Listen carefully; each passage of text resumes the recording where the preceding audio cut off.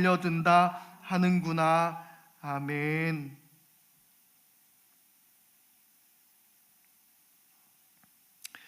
오늘도 참 좋으신 우리 주님의 은총과 평강이 오늘 이 시간 함께 예배하는 저와 여러분들의 모든 삶 가운데 가득 넘쳐날 수 있기를 축복합니다. 오늘은 창조세계의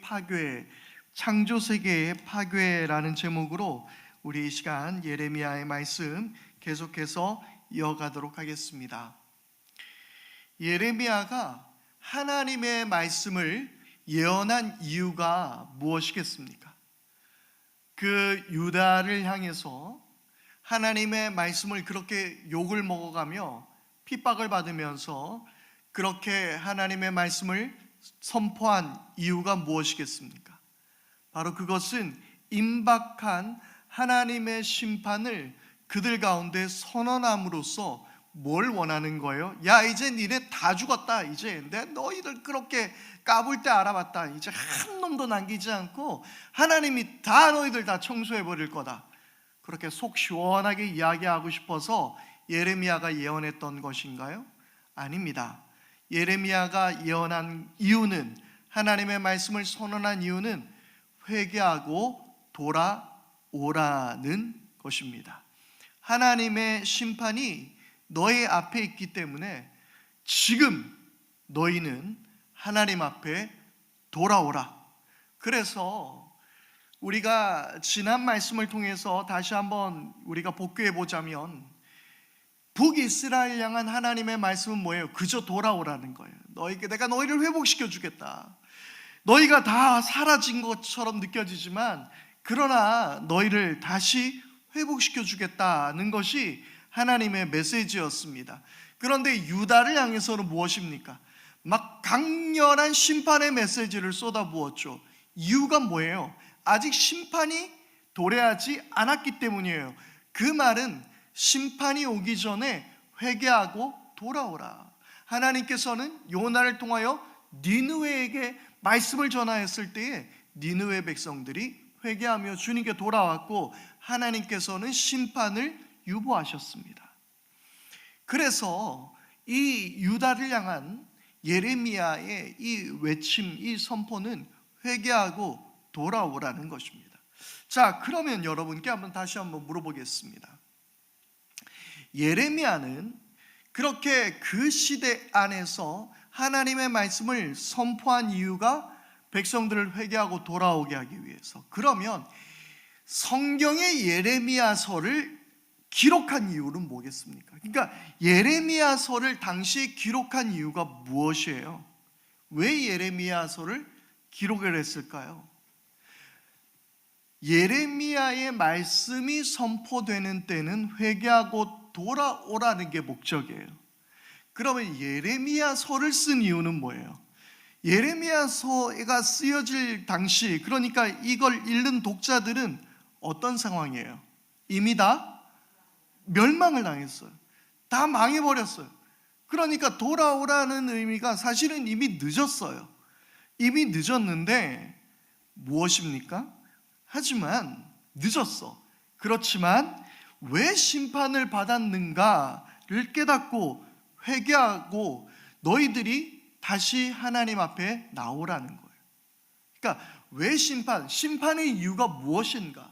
왜 심판을 받았는가? 그것을 깨달으라라는 말씀입니다. 그러면 예레미야가 말씀을 예언한 이유, 그리고 예레미야서를 기록한 이유를 우리가 생각해 봤을 때에, 그러면 우리는 이 예레미야서를 어떻게 봐야 할까요? 그냥 예레미야가 말씀을 선포했을 때처럼, 야, 너희들의 심판이 임박했어. 그러니까 회개하고 돌아와. 아니, 그런데 그건 유다에게 한 이야기고 이미 지난 이야기인데요? 라고 생각할 수 있겠죠. 그럼 예레미야서를 기록한 이유를 생각했을 때에 이미 늦었지만 깨닫고 돌아오라. 근데 우리가 뭐가 이미 늦었어요? 늦은 건 우리가 없는 것 같아요. 우리가 멸망당한 것도 아니고. 그러면 우리가 깨달아야 되는 건 뭐예요? 두 가지를 함께 깨달아야 되는 거예요. 이 땅을 향해서 하나님은 죄악을 그냥 내버려 두시지 않고 반드시 하나님의 심판이 있을 것이다.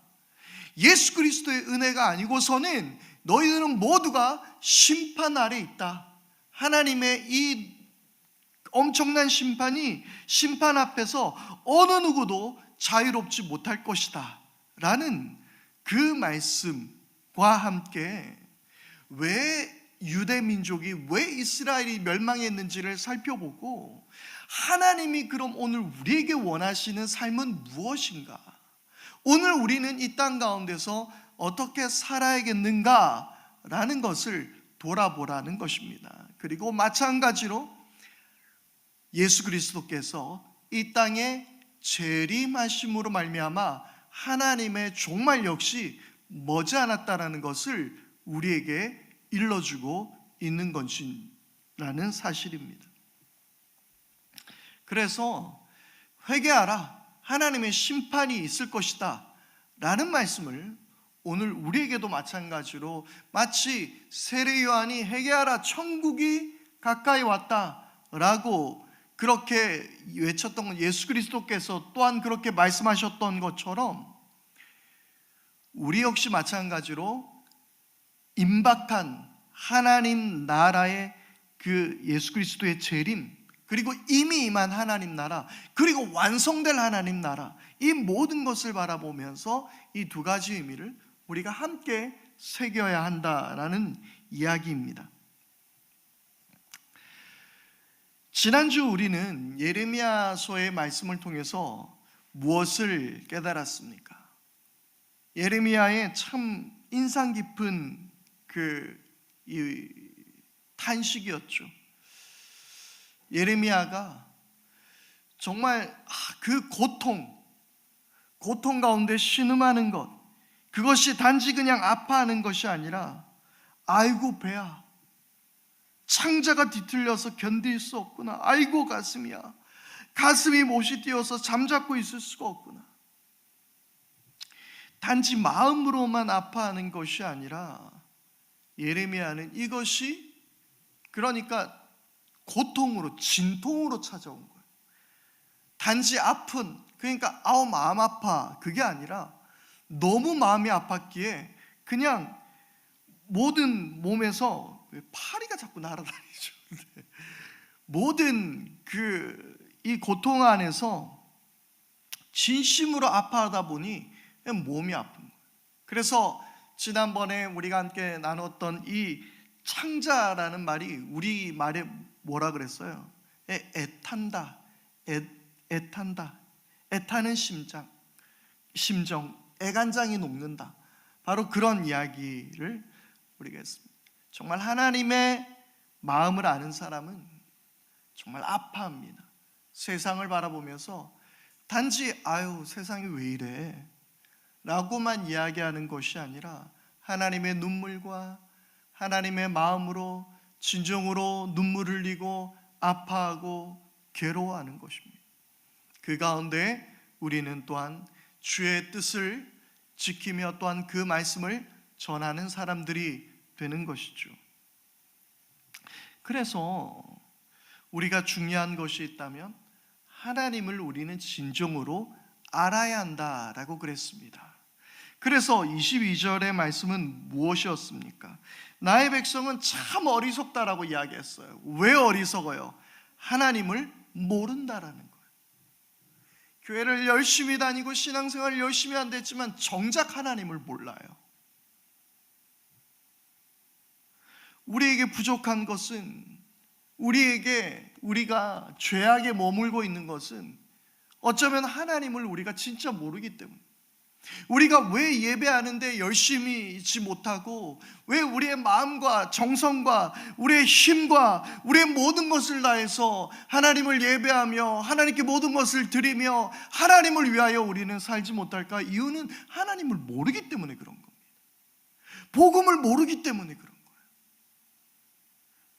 하나님을 알면 하나님의 뜻대로, 그리고 하나님을 위하여, 하나님의 영광을 위하여 살아갈 수도 있으며, 마찬가지로 죽어가는 저 수많은 영혼들 향해서 진정으로 아파하고 괴로워하는 그 마음도 우리가 가질 수 있는 것이죠. 자, 이러한 상황 속에서 하나님의 심판의 메시지는 계속해서 이어가고 있습니다. 이전의 말씀은 그냥 전쟁의 함성이었고요, 전쟁의 깃발이었고요, 이 말씀이 어떤 전쟁터의 모습을 이야기하고 있었는데요, 그게 지난주의 말씀이었는데요. 근데 오늘의 말씀을 보니까 뭐라고 이야기합니까? 23절 함께 읽어볼까요? 시작. 땅을 바라보니 온 땅이 혼돈하고 공허하다. 하늘에도 빛이 전혀 보이지 않는다.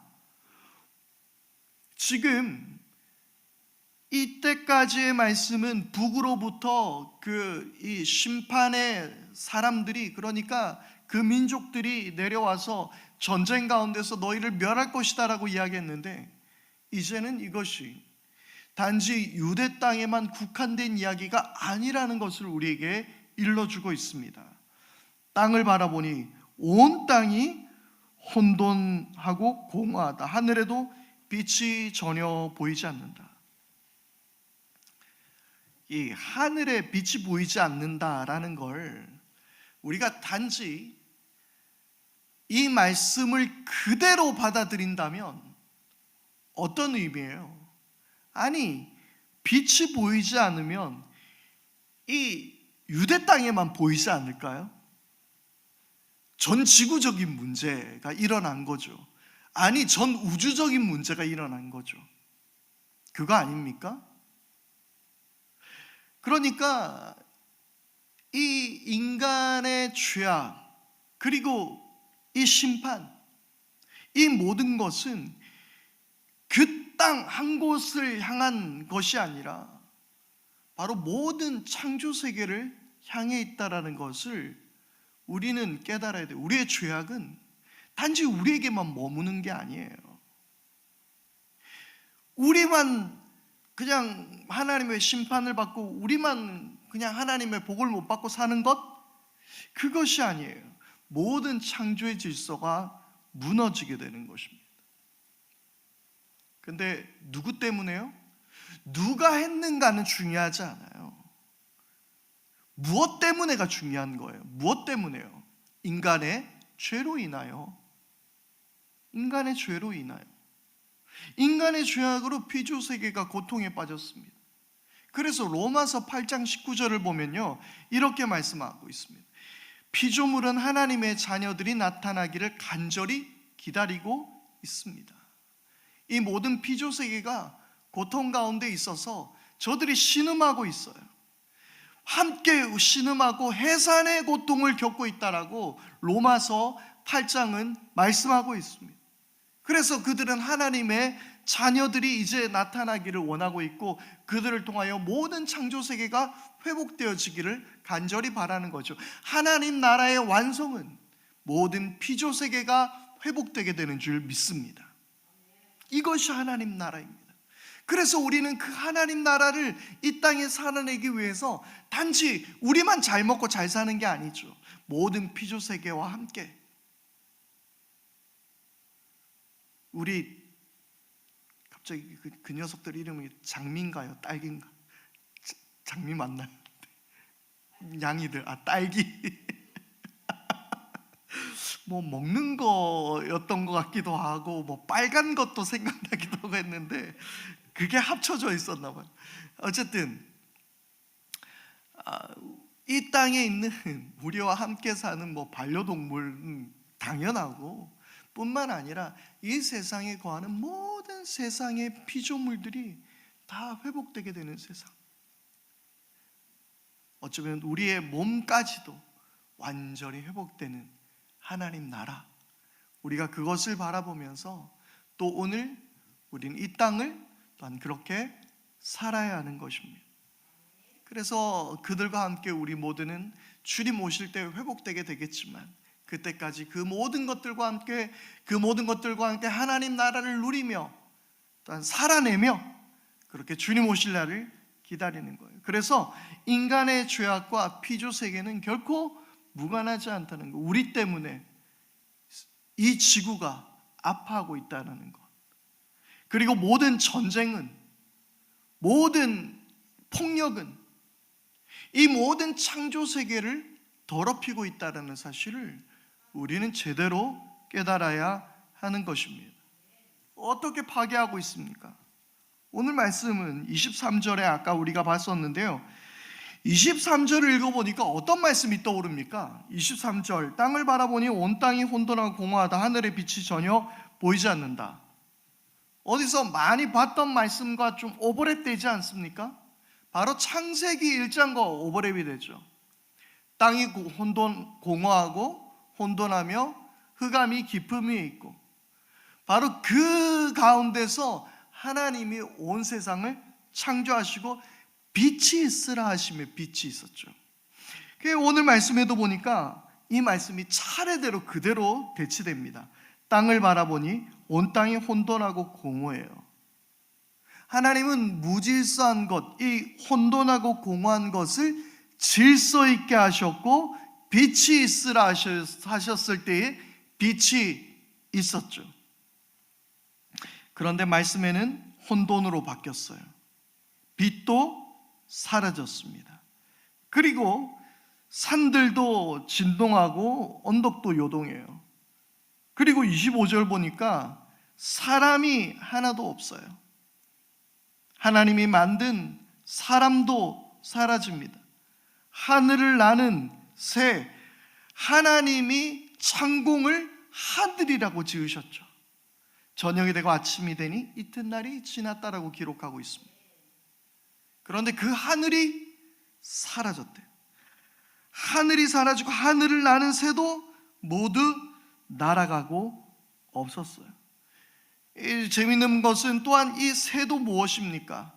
하나님이 말씀하시기는 이 새들은 땅 위 하늘 창공으로 날아다니라고 말씀하시면서 이 새들을 하나님이 또한 만드셨다라고 말씀하고 있습니다. 그리고 사람을 여섯째 날 창조하셨죠.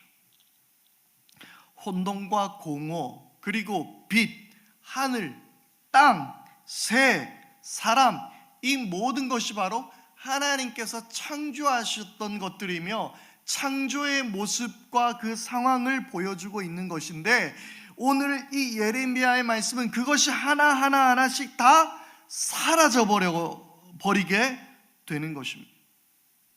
모든 창조한 것들이 사라져요. 우리가 기억해야 하는 종말은요, 말씀드렸던 대로 예수님께서 재림하셔서 우리 가운데서 일어나는 종말, 우리는 그것을 또한 기다리며 우리는 바라봐야 하는 것입니다.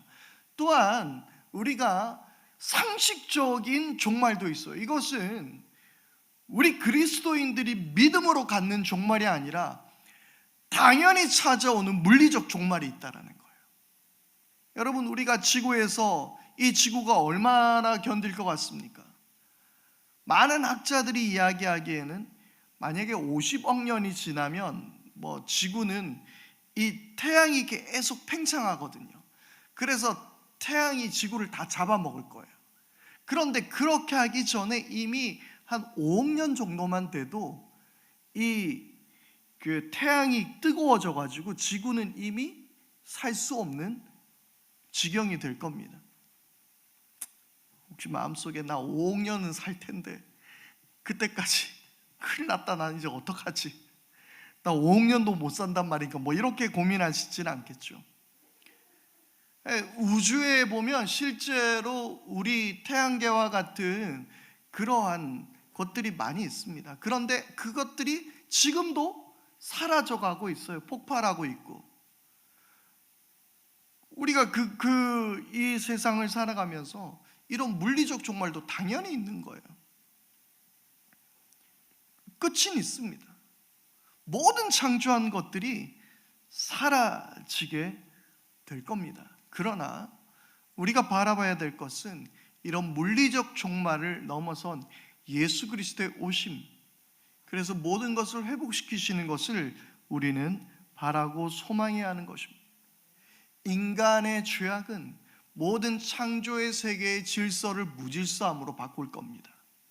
하나님이 질서 있게 만드셨던 것을 무질서함으로 파괴할 것입니다. 그게 바로 인간의 죄예요. 그래서 인간의 죄를 우리가 잘 아는 단어 뭐라고 이야기합니까? 하마르티아. 하마르티아, 헬라어 하마르티아가 뭐예요? 관역에서 벗어남을 의미하는 단어가 하마르티아라는 단어예요. 하나님의 뜻에 벗어난 것이 죄죠. 그러므로 죄는 하나님의 창조의 질서를 무질서함으로 바꿔버리는 거예요.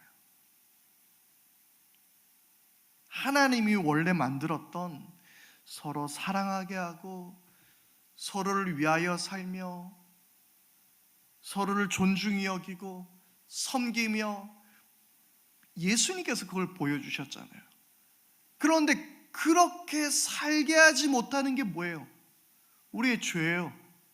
그것이 곧 무질서란 말입니다. 질서는 서로를 해치지 않습니다.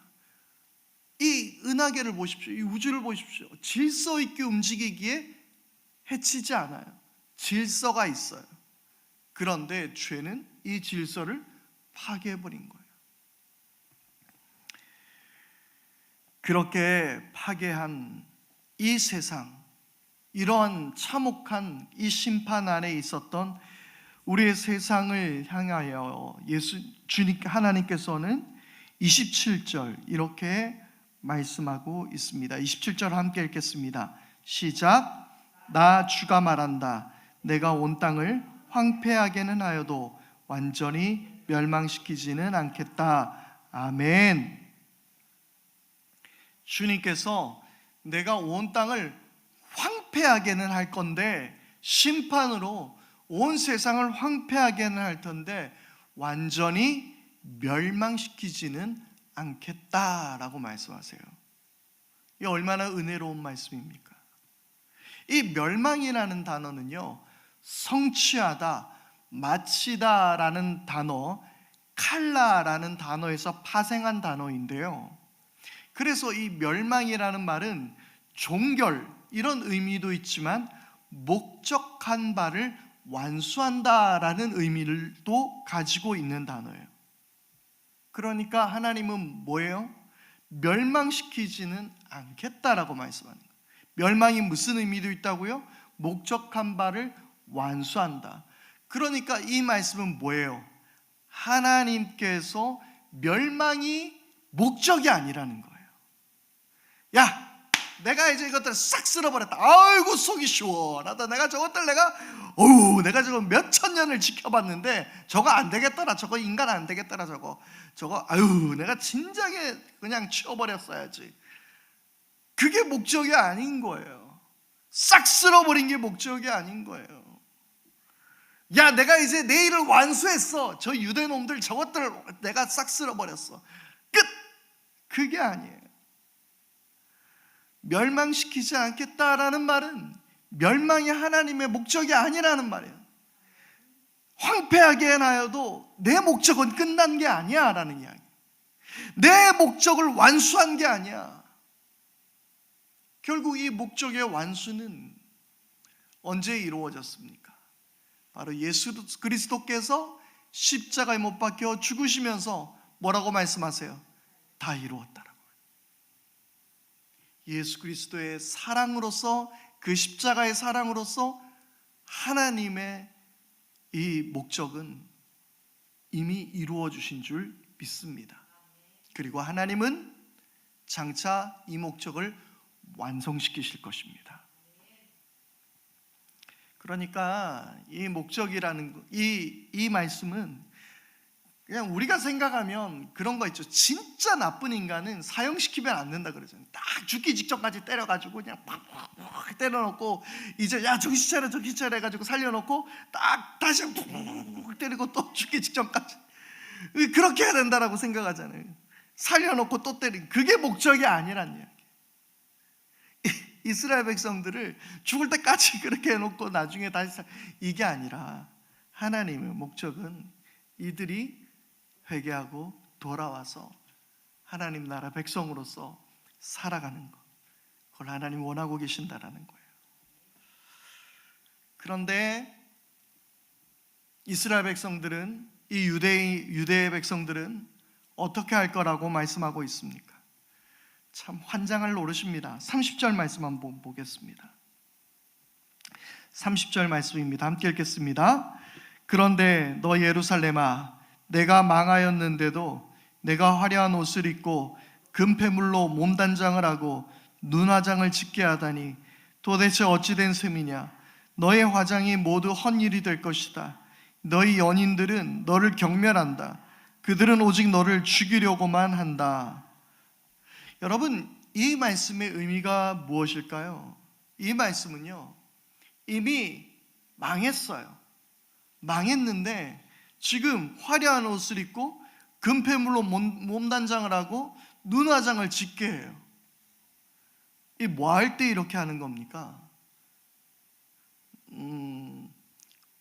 뭐 쉽게 말하면 꼬실 때 이렇게 하는 거죠.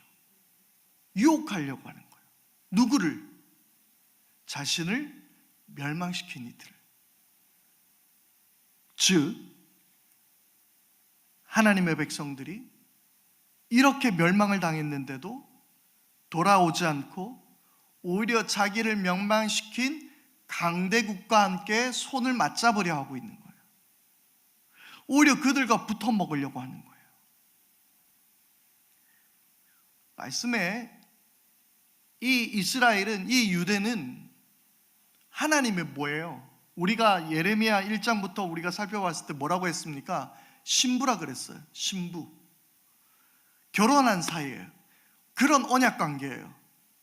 그런데 아니 신부가 이 신랑을 배신하고 떠나버려서가 문제인데, 그래가지고 혼을 냈더니 이제 오히려 그들을 꼬시려고 옷을 입고 금폐물로 몸단장하고 눈 화장을 짓게 하고 유혹하려고 나선다는 게 얼마나 어리석은 짓입니까? 회개의 조짐이 보이질 않습니다. 오히려 그들과 아첨하고 붙어 먹으려고 하고 있어요. 맞으면 돌이켜야죠.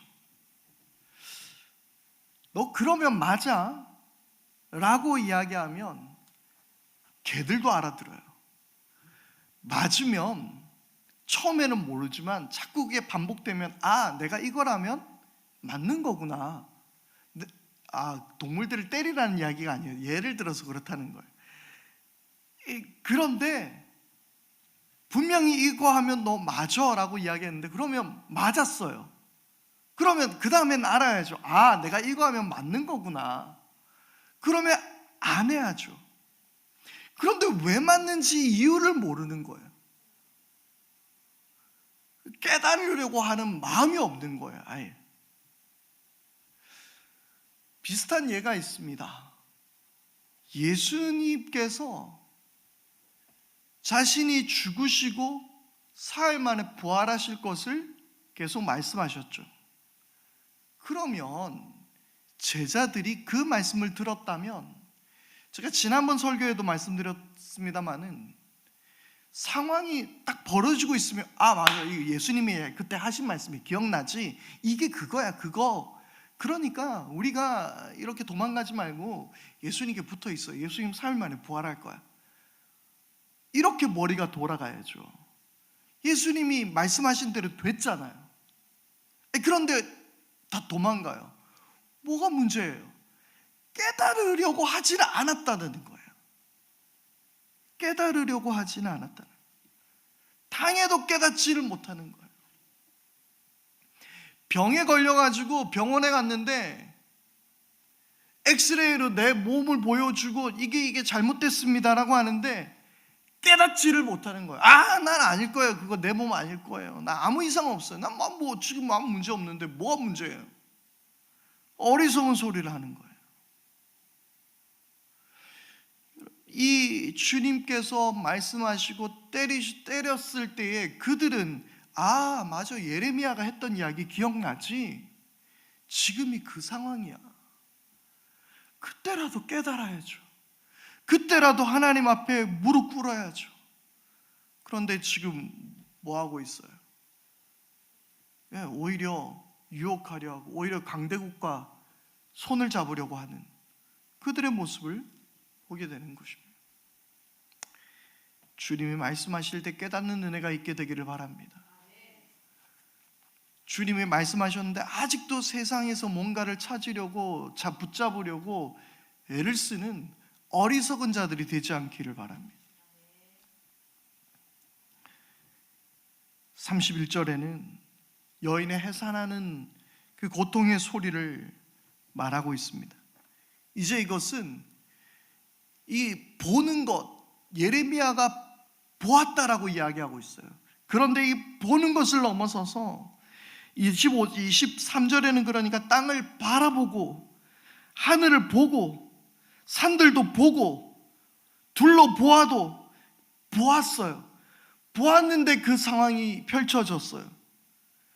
그런데 오늘 31절에는 이제 들려요. 보는 것이 아니라 들려요. 그러니까 예레미야의 상황을 보십시오. 속은 아파요. 아이고 창자야, 아이고 심장아, 막 몸이 아파요. 보여도 보는 것이 너무나 고통스러워요. 이제는 들립니다. 해산하는 것은 축복된 일입니다. 그러나 해산하는 이 고통의 소리는 결코 축복스럽지 못합니다. 막 욕도 나오고 그래요. 우리 아내는 안 그랬어요. 네, 안 그랬는데 하여튼 해산하는 여인은 아름답죠. 하지만 고통의 소리는 아름답지 않습니다. 여기는 그 소리를 이야기하는 거예요. 소리, 그 고통의 소리, 깨달으라는 이야기. 이 예레미야는 모든 것을 다해서 이제 이 예레미야의 마음이 조금씩 여러분 깨달아지십니까? 몸은 아파요. 눈은 볼 때마다 고통이에요. 빛도 보이지 않고 온 땅이 혼돈하고 공허하고 모든 것이 하나님의 창조의 질서가 무너진 것을 보여요.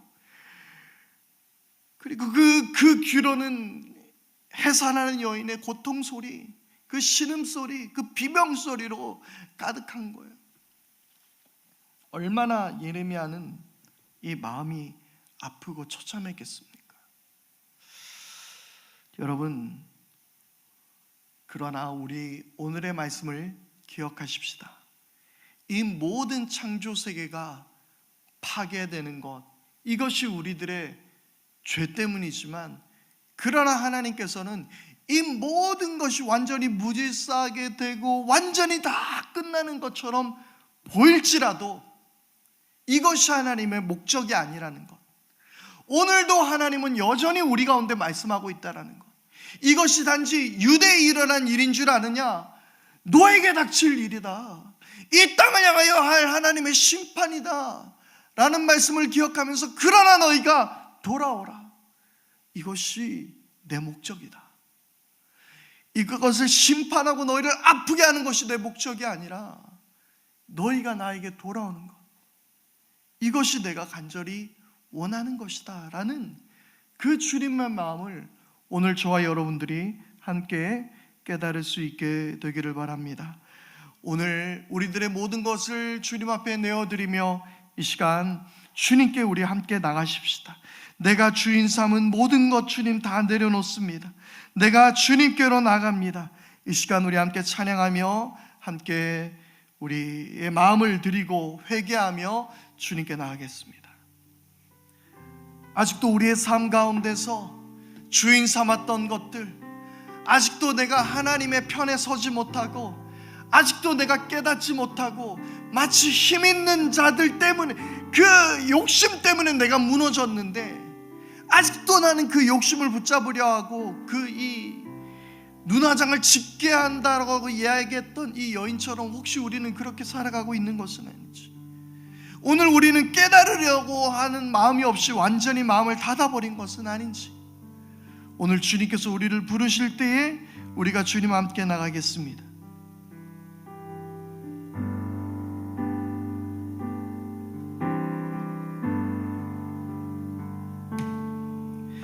내가 주인 삼은 모든 것 내려놓고 내 주 된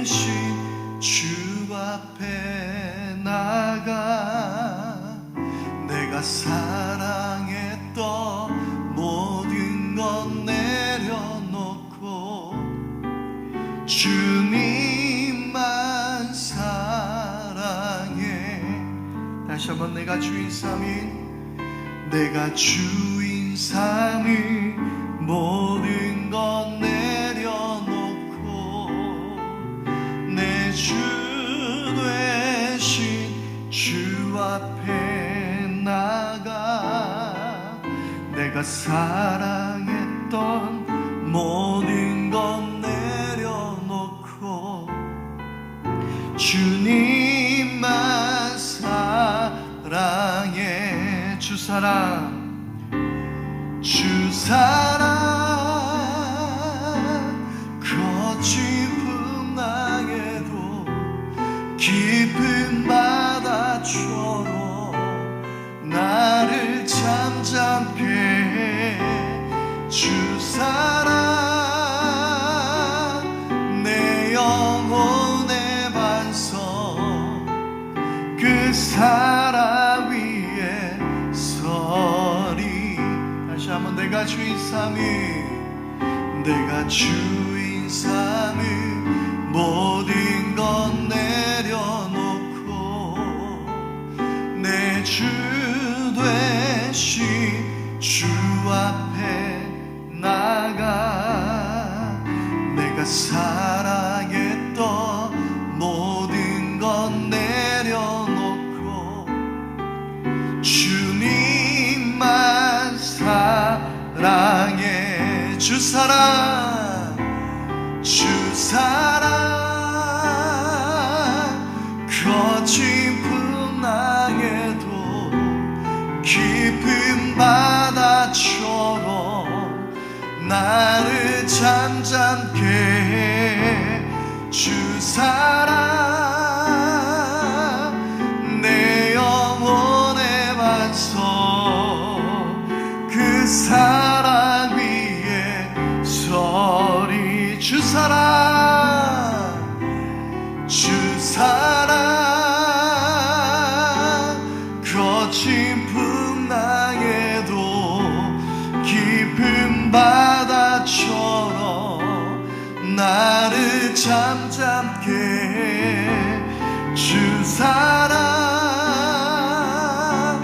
내 영혼의 반석, 그 사랑 위에 서리. 이 시간 우리 다 같이 함께 합심하여 기도하십시다. 우리 다 같이 함께 기도할 때에 하나님, 우리의 죄로 말미암아 이 모든 세상이 아파하며 어쩌면 나의 죄로 인하여 내 공동체가, 우리의 가정이, 때로는 우리의 교회가 아파하고 있지는 않습니까? 우리 함께 주님 앞에 깨닫는 시간이 되기를 바랍니다. 그리고 주께서 또한 우리의 모든 죄를 용서하시고 주님께로 돌아가게 하시며, 또한 특별히 아버지의 목적은 심판에 있는 것이 아니라 내가 주님께 돌아오는 것이 목적임을 주님 우리가 깨닫게 하여 주시고 주님께 나가게 하여 주옵소서. 이 시간 함께 우리 기도하며 주님 앞에 함께 나가겠습니다. 다 같이 함께 기도하겠습니다. 아버지 하나님, 오늘 이 시간 주님 앞에 우리가 간절히 바라고 구하오니 주님, 우리들의 죄를 깨닫고 주님 앞에 회개하며